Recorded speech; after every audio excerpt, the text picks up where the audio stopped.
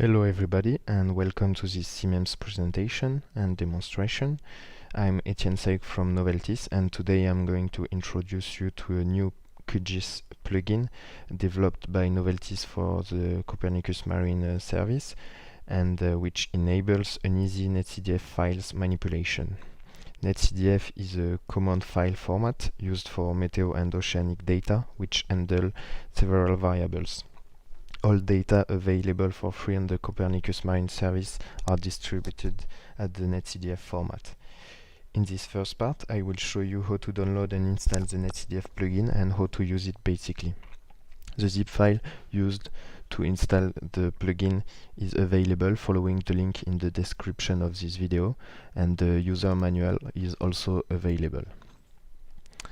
Once you have opened your QGIS software, you can go to plugin, manage and install plugin here, and you can go to install from zip to install plugin from the zip file downloaded on the CMEMS website. You can browse on your directories and select the NetCDF to QGIS.zip and click on open. Here you can click on install plugin. The plugin already installed on my QGIS, and close this window. I need to inform you that you have to install QGIS with the OSGeo4Wind method as described in the user manual to avoid any problems of Python environment in QGIS with this plugin. Once it is done, you can see that the icon of the Copernicus Marine Service is here, and you can click on it to open the plugin. Here you have two separate panels. On the left side you have the NetCDF and the QGIS layer panel, and on the right side you have a panel corresponding to variables, metadata of the NetCDF files, and some options. First of all, we are going to set this path on the option panel.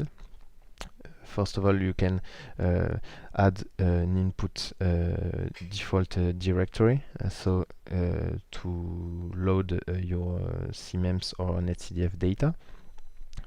You can select the directory containing your data and click on select, and on the save default directory you can select the default directory to save the new layer you are going to create with this plugin. So you can select another directory. Now we are going to open some NetCDF. First of all, you can click on the plus icon here to import a NetCDF, but you are limited to import NetCDF one by one, or you can just drag and drop your NetCDF from your directory to the plugin. Now you can see that your first NetCDF is here, so you have the complete name here and the path of this NetCDF. You have access to all the variables contained in your NetCDF, and here also you have access to several metadata with the resolution of the project and plenty of information regarding your project. Here it's a model project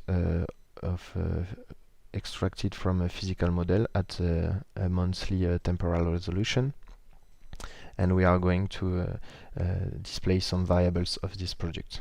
If we select the salinity variable here, you have two options to display this variable to your QGIS project. So first of all, I can right click on it and select add layers, and here the one option of this plugin is to select directly a time frame of your NetCDF file, avoiding the complicated properties of QGIS.